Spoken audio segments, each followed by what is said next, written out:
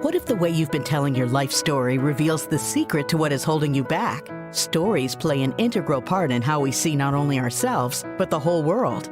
Stories are more than just an important part of communication. They also reveal hidden aspects of our inner talk, which can either support us or end up holding us back from the very things we want most in life, without us even realizing it.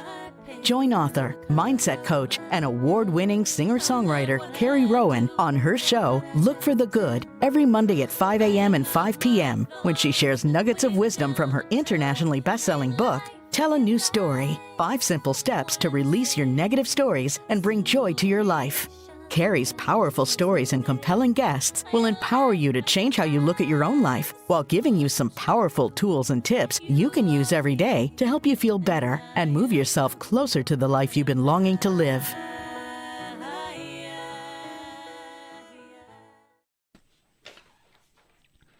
Hello, everybody, and welcome back to Look for the Good. I'm your host, Carrie Rowan, mindset strategist, speaker, and I love sharing nuggets of wisdom about the stories that we tell each other, but more importantly, those quiet stories we tell ourselves.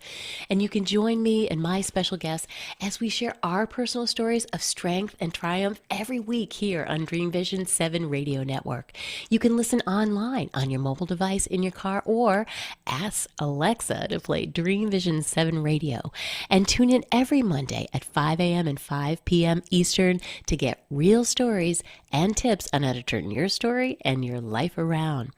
And evolve with us as we unite humankind with universal love.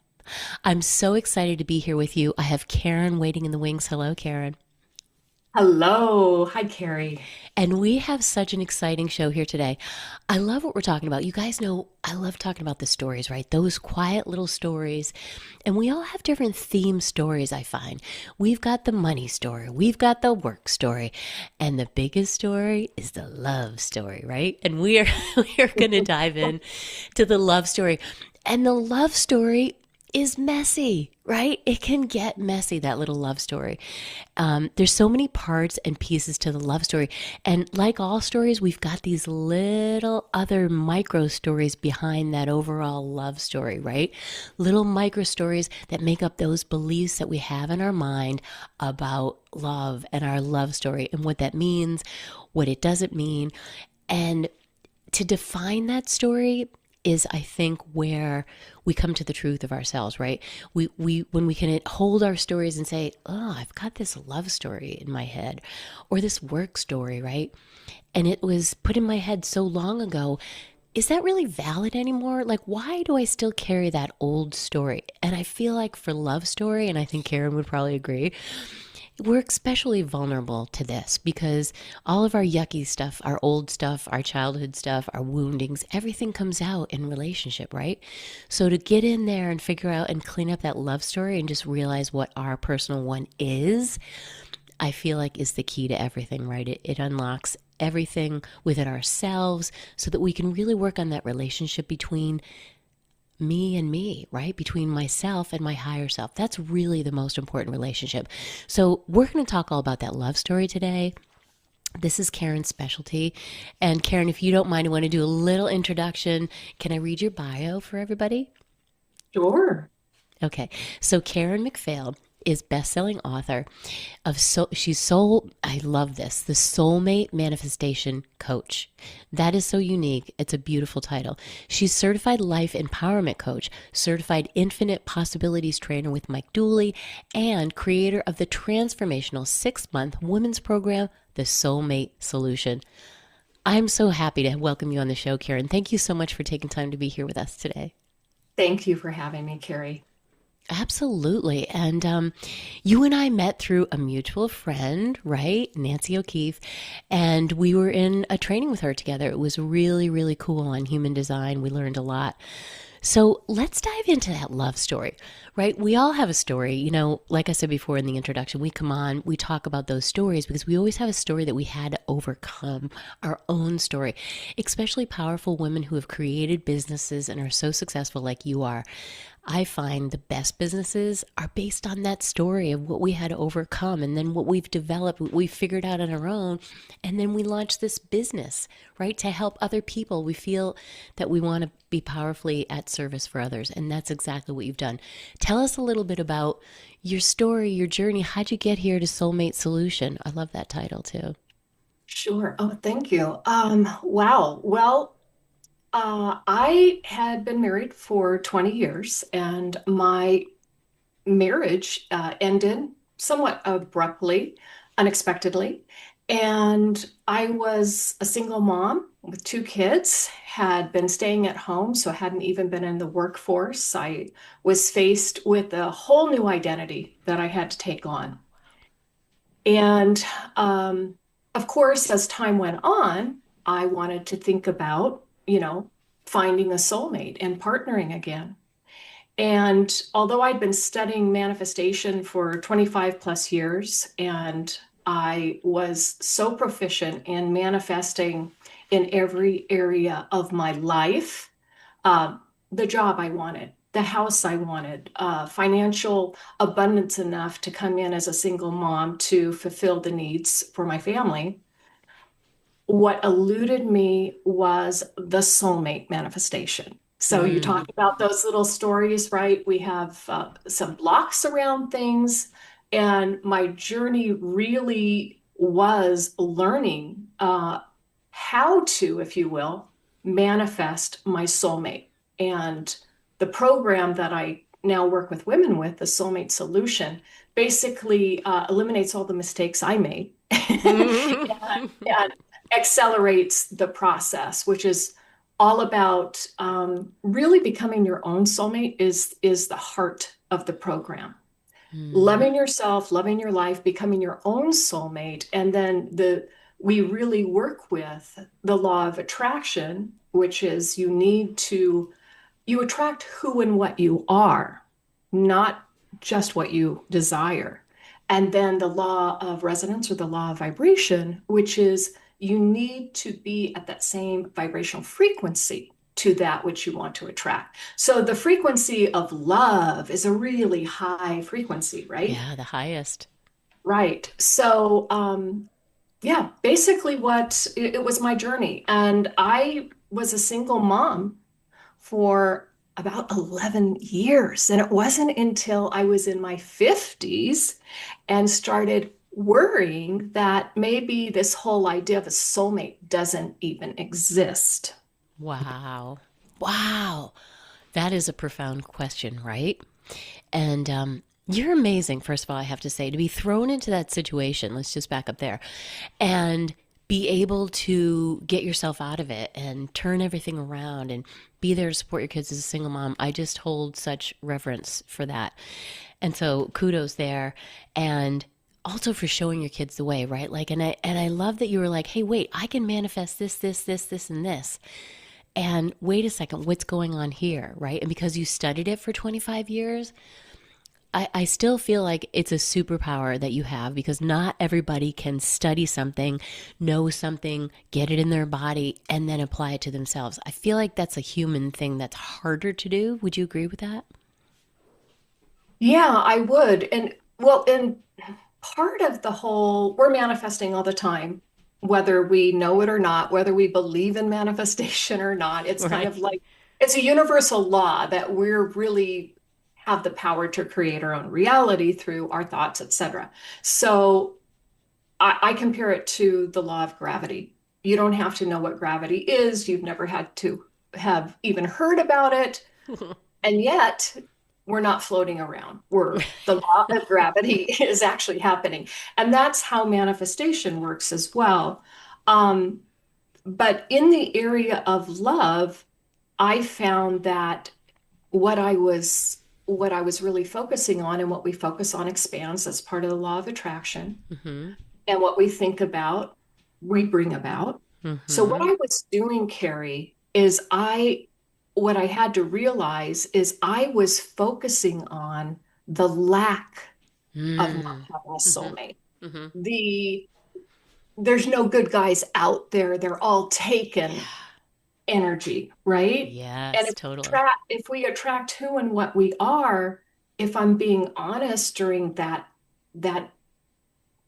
walk in my life, I had a victim mindset.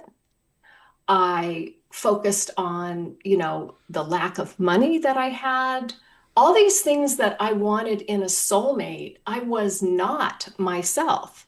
Mm, So when you're trying to say, oh, here's the 12 highest qualities, values, traits that I want in my soulmate, what I had to do is a self-analysis and go, where am I lining up with that? Because if we attract who and what we are, I needed to become that. So that's mm. part of what the program is and how I support women in doing that exact thing. I love that. But again, having that, metacognition, if you will, right? To be able to say, hey, wait a second, let me look at what I'm doing. That is so beautiful that you were able to do that. That's a superpower of yours. Okay. I'm going to just give you that superpower. Thank And you. now you are able to help other people, right? It's a lot of times it's easier for us to see it in other people, right? So there's so many great things that you said. And I love what you're saying about using the analogy of the law of gravity, because I love telling people, and when I get new clients, I like to sort of, level set this piece too. You get what you focus on, and the other half of that sentence is whether you want it or not, right? Hmm. Right? Hmm. Whether you want it or not. Because that's Absolutely. right. That stuff is running all the time, even if you're not aware of it. I love that. So let's level set that for everybody. So we get what we want, and people are like, but I'm shouting that I don't want this, like I don't want this, because that's what you're getting, right? Because the universe gives you what you are, like that whole thing that Wayne Dyer used to say about when you squeeze an orange, you're going to get orange juice out. When you squeeze a person, you're going to get out what they really are, right? So I love that. It's a beautiful place to begin to really understand those laws of the universe. Um, so once you figured out what those little stories, the little beliefs, then what did you do? Then what is your process there? Well, it became really apparent by what I was attracting as far as going online, which I, by the way, hated online dating. You're I not was alone. I hear a lot of not a that. fan of online dating, but it was the way of the world at the time, Right, right. Before I got married, 20 prior years, that wasn't, yeah, we weren't even using cell. But then, now 20 years later, when I get divorced, oh, this is how people are dating now. So it became really apparent on who was showing up, Mm-hmm. who I was attracting, Yeah. and it was not a soulmate at all. In fact, I finally did start dating someone who had a lot of the check marks, but I knew in my heart that this wasn't my soulmate. Could we have a compatible life? Yes, but I was holding out for a soulmate. This was for the rest of my life. And as you know, and we know, the relationship that we choose in our life dictates everything in our It's so lives. true. If Right? we don't choose that right partner, our life is just not going to be as good and juicy and delicious as we say that we desire, right? So that was So true. super important to me. I Mm-hmm. was holding out for that. Um, but really, what happened after I started seeing what I was manifesting, it wasn't until I had an aha moment.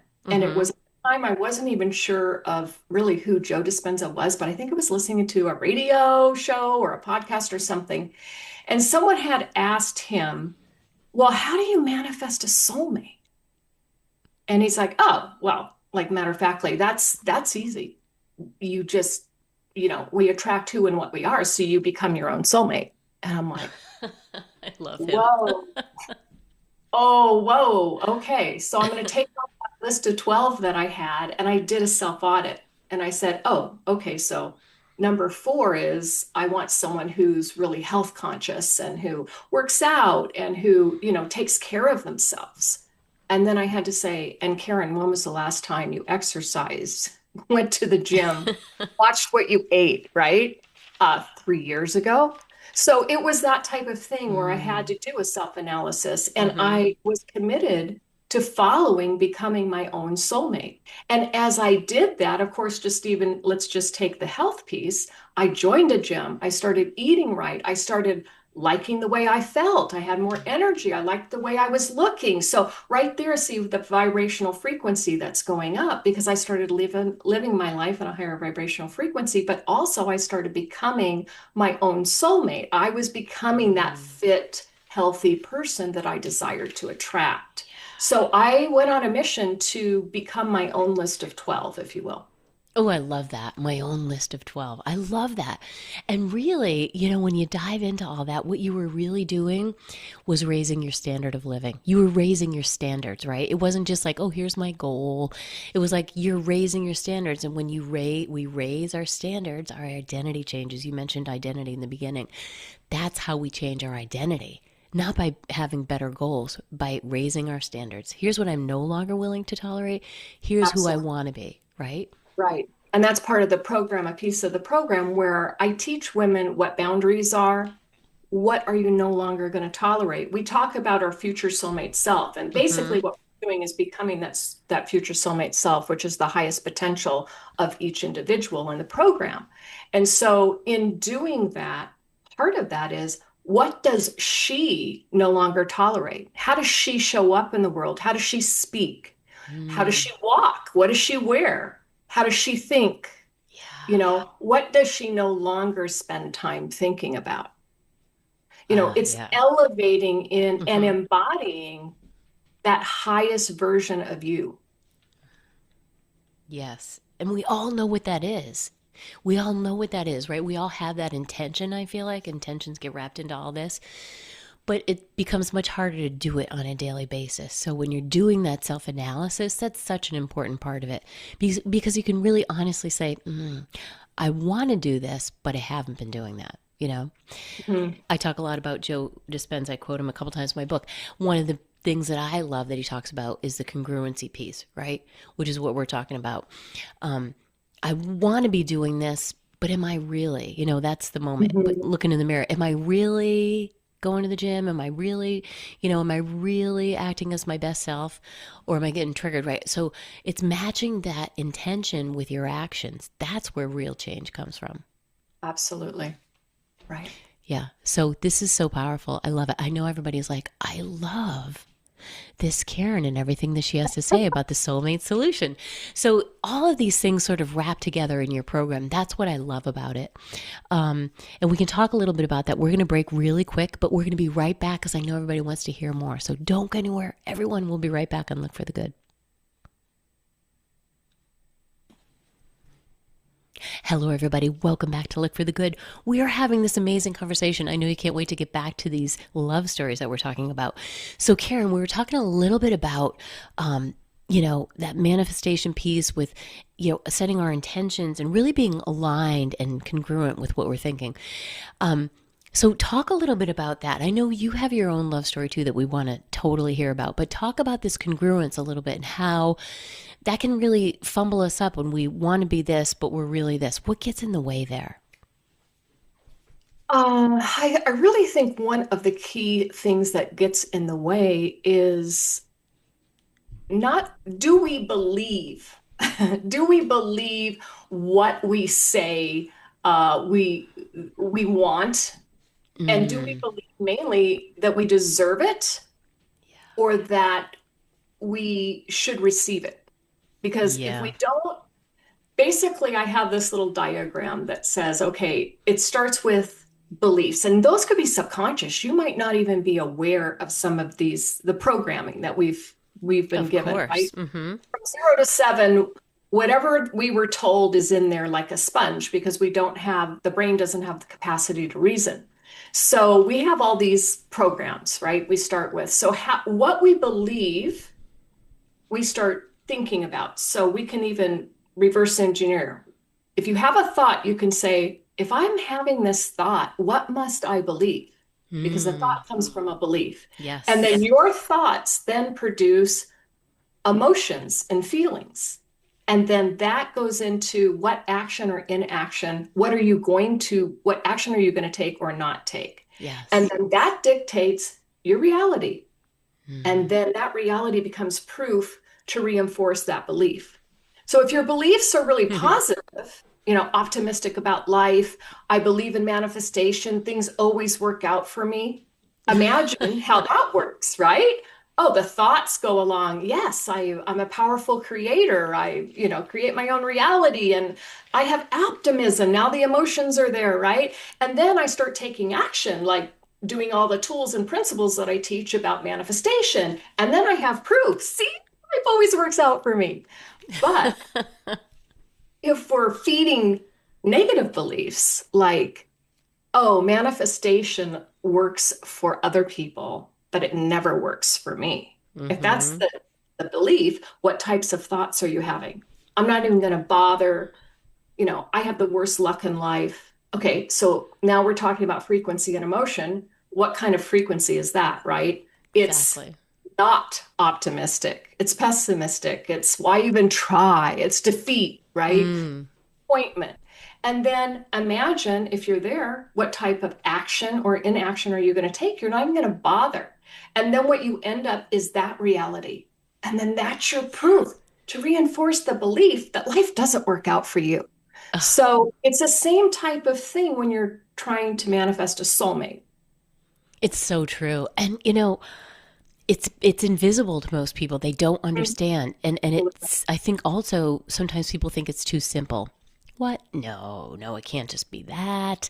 It's something so much more complex. Let me research it. Let me look into it. It's not. It's really that. And it's all that stuff that you said, like when our brains were sponges that got put in there. I call it our BS. It's our BS, right? Our belief system is our BS. Most things, yeah. Can we fix it? Right, exactly. But it's like getting your arms around that. And really what I love about this kind of work, because I'm doing the same thing, but it's stories, right? I call it your stories. That your story is really just a belief you have. But the cool thing that I love about that is a belief is just a thought that we keep thinking, like you Yes. said. And I love that. I talk about this in my book. I love that because, wait, I created that thought, so I can change that thought. I love that.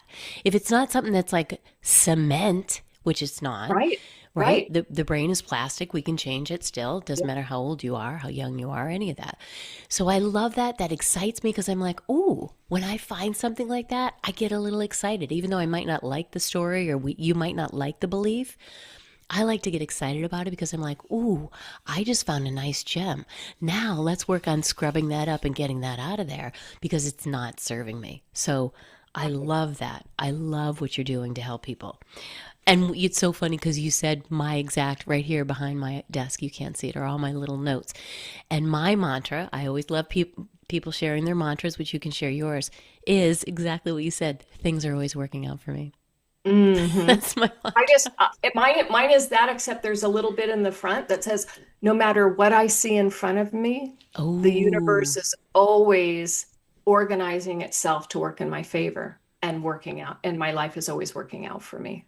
I No matter, love that. because there are those moments, right? That Mm-hmm. it doesn't look quite the way you want it to look, but that just means that the dots are connecting, you just can't see them.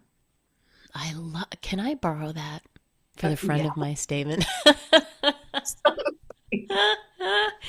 No matter what I see, that is, and it's such belief, right? Like it's Mhm. faith. It It's is. faith. You got to have a lot of faith to do this work, Hmm. Hmm. Yeah, but mostly because in you're not yourself. always going to see Yeah. the end result that you're desiring right away. Because I mean, and my love story when we get to that is so this. Like when I trace it back, it was actually like a year and a half of dots connecting that I wasn't even aware of for the actual meeting of my soulmate and I face to face. Wow. So I was doing all the work, becoming my own soulmate, loving my life, raising my vibrational frequency. And even though he had not shown up yet, is the key word, right? Yes. Yes. All those dots were being connected until I did the thing, which was, we'll talk about, go to Paris. Oh my gosh. I love that because that little piece is the missing piece for people because we're so instant gratification, right? In this day and age, Mhm. where this Mhm. and when the this and we want it, we order it, it's here in an hour. Like that instant gratification, that's not how the universe works. And good thing too, because sometimes we put out thoughts that we want to reel back in. Ooh, did I really Right. just say Right. that? Right? So thank God manifestation's not instantaneous like that. There's a little bit of window of a gap there. So I love that. It's again, I feel like with this work is once you start catching on to it, and I'm sure your clients would attest to this, you can't go back. You can't go back to not understanding how it works. You can't put the toothpaste back in the tube. Yes, exactly. Exactly, right? You can't put the cookie back into the cookie box because somebody already ate it. I love that because once you start catching on to it, you will never go back to being that same person. That's why this is real change. This is Yeah. stuff that sticks, right? Right. Right. And awareness is key, right? We're not going to fix anything we're not aware of. Why Yeah. should I fix something that I don't have an awareness that needs to be fixed? Exactly. But once you do become aware, I love that you can never go back. Once you start hearing yourself in the stories or those negative beliefs, you gotta, you give little tips and tools, I'm sure, for them to squash that right there. And let's, oh, Yeah, wait, we what's my do a new belief? lot of work with the subconscious. So you mentioned one of the things that is key, that a lot of our beliefs are invisible. And Mm, so by doing that little diagram that I said, you mm-hmm. might not understand what your belief is because it might be subconscious. You might not even see it. Right. But you can reverse engineer by saying, wait a minute, what belief would support this thought? Your Mm, thoughts are out there. You can hear your thoughts. You can listen to yourself speak. yeah. That's your evidence for you to examine and say, if I'm saying this, if I'm thinking this, what would I have to believe in order to think this? And Right. that's where you can say, I must therefore believe X. And then you can start working on that belief and disproving it. It's actually pretty easy to disprove most of our beliefs. They're just not true. So true. It's true. And I love the little, caveat that, it was probably some well-intending person. Maybe it was a teacher that said you'll never amount to anything. Okay, that's not well-intended, but let's give it the benefit of the doubt. Or you're not really a great writer, or you're really not a Mm, math person. One of those little things. I'm not yep. sure the playing instruments is for you. It's that kind of stuff that just gets in there. And then we develop this, oh, I suck at this, so I must not be good at, right? That's where that kind of, they give us a little spark, we take it to the other degree, and now it's already in there. So, Right. And we processed it as a 7-year old, right, right? as And now, truth. and now we're in our 50s, or, I was, and Yep. I'm living in a 7-year-old belief, you know, that was created, which is a Right? little creepy. And I love the analogy of you wouldn't let that 7-year-old drive your car, would you? Well, you're letting it drive your life right now. Right. Right? And Right. you're like, wait, hold on. I feel like that's a great moment for a lot of women because they're like, I don't want that 7-year-old driving anymore. I'd like to be Hmm. in the driver's seat because there's so many. We're doing all this work because we feel out of control of what's going on in our lives, right? Right. Right. And this is really the only thing we ever had control over, anyways, ourselves, our Hmm. thoughts, what we create, what we put out there. We want to think we have control even over our children, but we really don't. We've got control over our space here. And I love that because it really puts us back. It gives us our power back.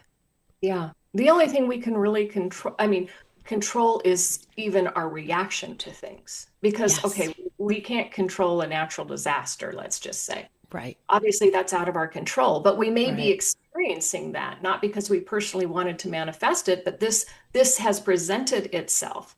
So what do you do then? You can still have control for yourself and how you react to something, or how you pick yourself up by your bootstraps, let's just say, and say, I can do this. Yeah. I love that. Yeah, because it's just it that's why this work is so empowering, if you will. I even wrote a song about it. It's called Take It Back. about how we give so much of our power away, which we're Mm. also giving our power away to these thoughts, to these beliefs. We just don't realize it. When you start doing this work, part of what feels so powerful is that you're reclaiming parts of yourself that you gave away a long time ago. That part that maybe was a writer, or that part that is good at that, or that part that is good at reading, whatever that was for you, you're taking that back, and it's like you can create a new script. Yeah, you're taking those fragments, right, that Mm. were given away, and then you're bringing them back in to be that whole piece again, that whole pie. If you look at those fragments as little slivers that went out, and then as you're doing the work, you're bringing all that power back to yourself and putting that pie whole again. I love that. You're really recalibrating your energy.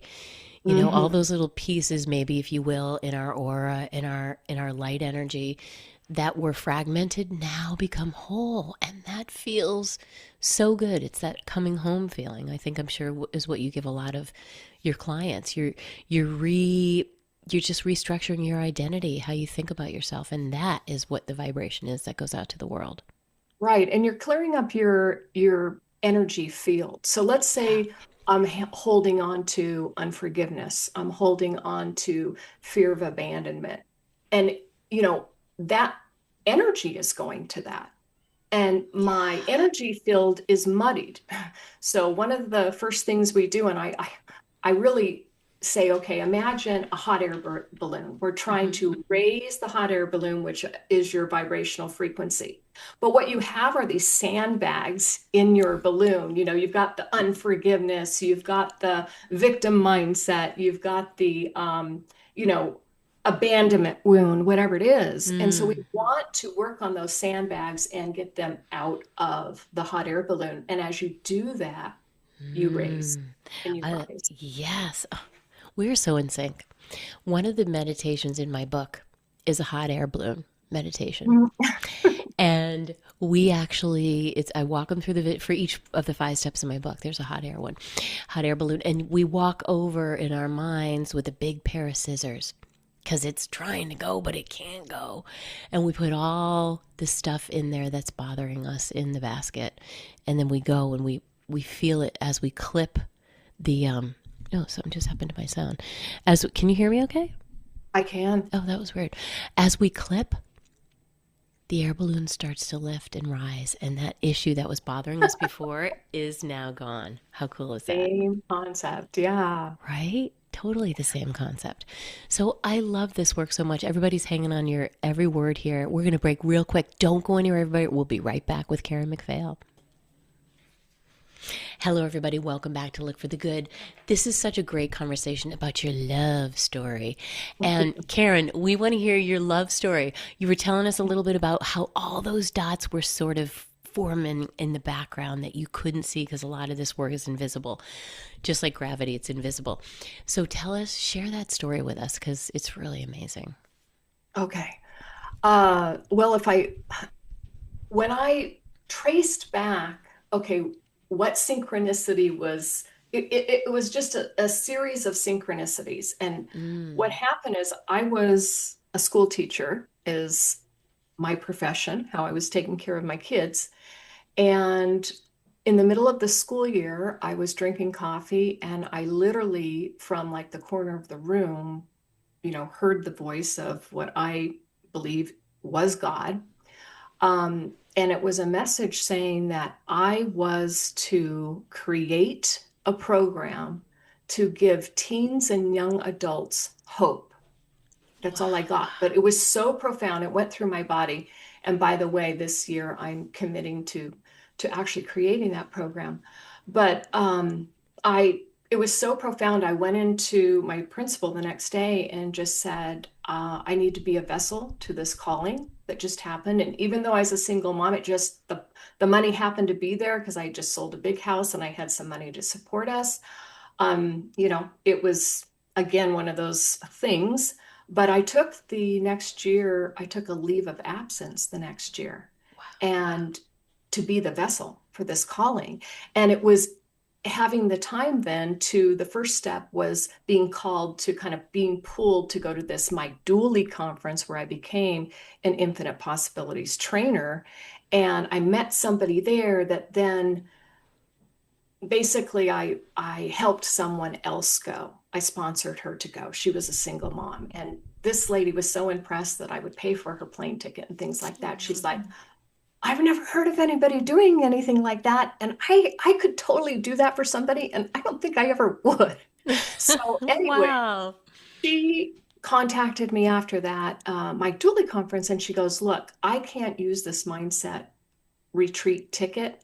I have miles. I will fly you to Florida to go to the event, and I will give you this ticket because I want to do something like you did for that other lady. Well, while Oh. I was there, I signed up for a personal development retreat, mainly because that retreat was going to be in Paris. And I had Mm. always, for 30 years, I had been desiring to go back to France because I was an exchange student when I was 16 for a month in the summer. And so it was a big, scary yes. But then also because of the calling that I got, I actually had the time that I could attend this event, which I normally would not have been able to do that if I was teaching because you can only take prescribed time off. Mm-hmm. So I went to the Paris event, and that's actually where I met my current husband. Wow. And he lived in Michigan and I was living in Oregon. So we were 4,500 miles away from each other. Doesn't matter. That's right. Doesn't That's matter right. at that point. That is so incredible. Like all those things have to line up so perfectly. And that I feel like is like because you there was a certain amount of surrender, right? There's got to Oh, yeah. be, right? Yeah. Talk about Well, the surrender piece. yeah, the surrender piece, which is, I mean, at the time I went to Paris, truth be told, I was actually dating somebody. I did not have the intention, oh, I'm going to go to Paris and meet my soulmate. It wasn't until 8 months after Paris that we actually started connecting. But Wow. more than the surrender is, I think, saying yes in a big way to life. It's when Mm. I think when you take those big kind of yes risks, big things happen. And it was a big, scary thing for me to go to France by myself. I didn't speak the language, although I was going to the event, I was going by myself. So it was a huge, big yes for me. And I think that also had a lot to do with it. I love that. You got the call, right? You got the God whisper. You followed that. I'm not sure a lot of people would have done that. Okay, so I'm going way back to the Right, classroom. right. Like I'm not sure you have this tremendous faith and this ability to believe in what you're bringing in, to believe in your intuition. That's a big part of what you do, isn't it? Yes, it is. And it's something that I teach. And I believe intuition, not to go off on a tangent, but intuition, I believe, is our sixth sense that we're born with. Yeah. But in our Western culture, it's not nurtured, it's not acknowledged, it's not grown. And so I actually teach the women all about intuition and I compare it to a muscle. And the more you use that muscle, the stronger it gets to where you can, it's your truth navigation system. So I say if prayer is us talking to God, intuition is God talking to us. Yeah. Ooh, you gave me a little chill with that. It's so true because that's the driving force that I'm seeing in all the messages that you got, that you're believing, you're acting, and you're saying yes because that is so much of it is to say yes when those opportunities. Not afterwards, not taking too much time to think about it, being decisive and giving it a decisive yes, right? When it Right. comes your way. Because the ego brain is always trying to protect us. So it's always going to be somewhat trying to talk us out of all Totally. the intuition we're getting. Totally. And how do you counteract that? How do you teach people, like, what's the difference between your ego fear brain and that deep knowing of that yes? Well, I teach there's telltale signs. Your intuition is gentle, generally. It's not pushy. Your ego brain is very pushy It's a and good it's way. loud. And it's Um, obnoxious. And it's a yes, liar, too, by the way. yeah, yeah, it absolutely is. Your intuition is somewhat going to it's not always it's a feeling, right? Yeah. And it's just like feels right. It's a knowingness, even if it doesn't make sense, where the ego brain tries to take that and say, well, why would you do that? Like, why would you go to Paris by yourself? You don't know anybody. You don't speak the language. It's dangerous. Can you even afford it? And it's just like, I'm like, oh my gosh, I can't afford it. I'm a single mom. I'm not working. And then I looked and it's so strange. But again, that synchronicity, the day that I went on, the ticket was for something like $440 round trip to Paris. I'm like, I can't even go to Texas for that, you know? And I found out from talking to people on the plane that some people on that plane paid 1,200, 1,400 for that ticket. But the day I went on, Yep. that was the price of the ticket. So these are the things. Mm. These are the things that I love what you said. They've got, there's no explanation for that, right? And the sentence you said that really stuck out, because I totally believe this too, is sometimes it doesn't make sense. Mm-hmm. Mm-hmm. But when we give it the yes anyways, if you've conditioned that muscle so that you're like, no, this is my intuition and it's telling me that, so I'm going to trust it. Because I bet everybody you can ask that comes into your program, have you had that feeling before? And what happened when you didn't listen, right? Mm-hmm. Those are where big regrets are. Oh, I knew that, or oh, I should have, or all those things, right? Because we all have that experience right now. Mm-hmm. People are thinking of, yep, got the God whisper, I ignored it, or whatever that was. So Right. I love that, learning to treat it like a muscle and really strengthening, using weights to get that stronger is Yeah, and I so. actually do believe that God put one of the reasons why once I started talking seriously with Doug, my husband now, we were engaged within 4 months. And part of that was I totally believed in talking to him that God had also put the man in my life to complete the calling that he gave me. And in fact, he gave me that calling far back so that it all started happening for me to be partnered with the soulmate that I'd been desiring and praying for. Oh, that is so beautiful. So beautiful. I know people are listening. They're like, I want that to happen to me. Right? Like they're like, that's my story. I want that to be my story. I mean, this could be a Hallmark movie because, like, you go to Paris, it's all in Paris, it's Yeah. got all the romantic elements. You should definitely write to them with the storyline. So tell us about, you have a recent dream that was fulfilled with your whole Paris. You took that to one other level now. How long have you guys been married? We in July celebrated 6 years. And Wow. so, yeah, thank Congratulations. you. And last year, we actually bought a 200-year-old farmhouse in the Burgundy wine region of France that we are fixing up as our retirement place. Oh my gosh, that's Yeah. so cool. You would have So to now we're, retire there. and I'm married. He does a lot of the manifesting for me. We do it as a partnership because he's the data guy and I'm the dreamer, and so we combine those two things together. But yeah, now I have a manifesting partner. It's double Ooh, force. that's so cool. How do you work it with a partner? I love that. Yeah, The yeah. manifesting partner. How do you manifest with a partner? I love that. That's so Right, super cool. right. It's a new program I will be developing in the next year or so, working with couples and taking their manifesting strengths so they're working as a power couple team to Ooh. manifest. Oh, that's a cool class. Sign Hmm. me up for that one. That's All right. I'll let you super know. cool. I I'll love that let you because you, know. you said you're the dreamer and he's the data guy. Like that is a perfect match, right? So he can Right. work on the data, the He numbers. does all the research. He finds the Yes. places. Yeah. I love that. So you are redoing this 200-year-old farmhouse. That, again, part of the Hallmark movie right here. Yeah. And it's coming along. It's super exciting. It's It's super. it's so exciting. It's such a full circle moment. You have to write a book or something about this. I mean, this is the true love story. Well, I did write my story in the Life Shifts book that I co-authored. So the story does exist in print called Life Yay. Shift. Women's Stories of Surrendering to and Rising Above Life Challenges. Love that. Is that a Linda Joy book?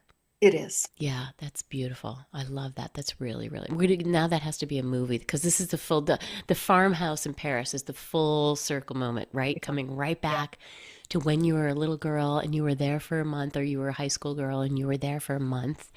Like Yeah. it's almost like that's when those seeds were planted, right? Right. I always believe I never had deja vu before I went there as an exchange student. And I just kept seeing all these scenes and I'm like, I've been here before. And then I was Really? completely convinced that in a past life I was French. And, That's so cool. Why not? I mean, why wouldn't you believe yeah, that? Because it's like, wow. I mean, of course you were. That's like totally. You've got to do that life rating there. Um, this is such good stuff. All right, so tell us a little bit about where they can find you. They're interested in finding you and the soulmate solution. They're like, oh yes, I'm getting a yes on this. sure, sure. You can go to my website. I have free resources, paid resources, all sorts of stuff, free Great. e-guide to grab. Karen McPhail coaching.com. So Karen, Karen, McPhail, McPhail.com. Thank you for spelling because we love spelling here on the radio. I figured that myself. So You had KarenMcPhail.com. There you Yeah. go. We spell everything on the radio. So this is such a beautiful story of belief, and just going back and looking at that love story, like we talked about in the beginning, getting in there and figuring out, hey, wait, my love story is not serving me, right? Because that's the evidence, that's the proof. Where Right. you know already as you listen to this show, guys, if it's working for you or not. Is your love story working or not? And then it's getting in there and learning with Karen how to peel back the layers, how to get in there and figure out, wait, what are my belief systems? Because here's the thing about the universe, right? When we turn this all over and we clear up our stuff and get our energy centers working for us and raise our vibration, the universe can come up with something that is so, it's like surprise and delight me, universe, right? You want to ask that question every day because that's Absolutely. right. That's what it's Well, and capable. I mean, the Paris story is proof of that because Carrie, there's no way in my human brain would I ever in a million years create a story that, if you will, divine or crazy, whatever you Right. want to call it, and execute on that. I wouldn't be able to think of all those dots that had to come together. Our human brain, that's why trusting Mm. and just keep taking the baby steps forward. Keep Yes. taking the baby steps forward. And that is for every two baby steps you take, God, the universe takes 200 towards you. It's being intentional about and saying that coherence, right? Being Mm-hmm. intentional and being in integrity for yourself, and Yeah. then taking baby steps toward what it truly is that you desire. It's so huge And because that's how it people, happens. yeah, it is how I tell people that all the time because I think we misunderstand. We think it's got to be some big aha. It's got to be this huge leap, this huge mother may I, right? But it's in those tiny little baby steps because what happens is do that for a week. Now do that for 2 weeks. Now look back. 30 days when you decided whatever it was, I don't know, let's say something small. I'm going to meditate every day or have my morning routine every single day to raise my vibration. You start to, or go into the gym. You look back 30 days and you can see progress. People underestimate that one little shift. Ah, that's It's too about easy. consistency. Yeah. Yes. It's the Yes. shift and then consistency to Yeah. follow it Yeah. It's got to be consistency. And keeping that belief consistent is so important. It's, without seeing the evidence yet. yes, without seeing the evidence. And I feel like that's also tied to self love, Yeah. right? Well, and that's what the program is, falling in love with yourself ultimately. Yeah. It's Falling in having love that. with yourself and your life. And then you are Yes. resonating at the vibrational frequency of Yep. calling in and magnetizing love. And Yep. that's when it happens. Yeah. In a way that you could never dream of, just like Karen and I were just having that little talk. she could never put all those pieces together because the universe is way more powerful. You're talking to the energy that creates worlds, right? We can't possibly come up with this beautiful, even the Hallmark Channel could not come up with such a good story because it's like the concierge in the sky, right? It's like, I'll have this, this, this, and this. Now go to it. I'm going to come over here and do my part of it, which is just my small little baby step every single day, right? Mhm. It seems too good to be true, but it's not. It's not. It's dispelling those beliefs. It's learning how to quiet that monkey mind that wants to tell you, oh, you'll never do it. You're not doing it. Don't go there. You don't have all those things that we went through before. It's learning how not to listen to that and just listen to your pure inner self and giving yourself that time, right? Making that space in your day for the quiet time like you were talking about. Right. Whether that's in your classroom, at home, in the morning when you're still laying in bed before you even get out of bed, setting that intention, raising that vibration, and watching the magic that will unfold. Yeah. One of the key things, and I'm sure you talk about this a lot, is gratitude and Yeah. staying in gratitude, right? And so Yeah. one of the simple, I'll just put this out there for a takeaway that I do, whether you sip on tea, coffee, drink your warm lemon water, whatever it is in the morning, I get my gratitude practice out of the way without having to do anything special because before I can take a sip of my coffee, I do a statement of gratitude. And then, by the time I'm done with my coffee, I've done a good 20 statements of gratitude. And so my gratitude practice is already complete. Check. As my check and my coffee's empty. I Check. love that. You're reading my mind over there because as you were before, when I was saying all this stuff, I was thinking gratitude because it's one of those things that people don't think, yeah, of course I know how to do gratitude. Of course I practice gratitude. I'm grateful when good things happen. Wait, no, that's not practicing gratitude. Practicing gratitude is exactly what you said. It's deliberate. It's intentional. That's what I was talking about before you even get out of bed. Find one thing, my pillow, the heat that's Yeah. on, the cozy blanket, my new sheets, my PJs, Right. whatever. I Yes. love the coffee cup, Karen. That is great because it's a physical reminder. When you see that coffee cup, you're like, here comes my And you gratitude. don't have to do anything extra, you know. Yes, I love You're, that. You don't have to carve out the more time. we know this, the more we can incorporate, building habits in doing things we're already doing without saying, oh, I got to do this in order to do that. I Yeah, sip coffee every morning. I don't miss a day. So this is a simple little combo. I love that. Thank you for sharing that little tip with us today. This has been an incredible conversation, Karen. I'm so glad that you came on the show. Thank you so much for coming and sharing with us today. I'm honored to be here. Thank you, Carrie. Your story is so beautiful. So look for Karen next on the Hallmark Channel with her with her movie coming out soon. So this has been amazing. Everybody, remember, don't give up hope. Keep believing. Get your coffee cup. Incorporate your gratitude in there. And remember, it is never too late to live your best story. Be well.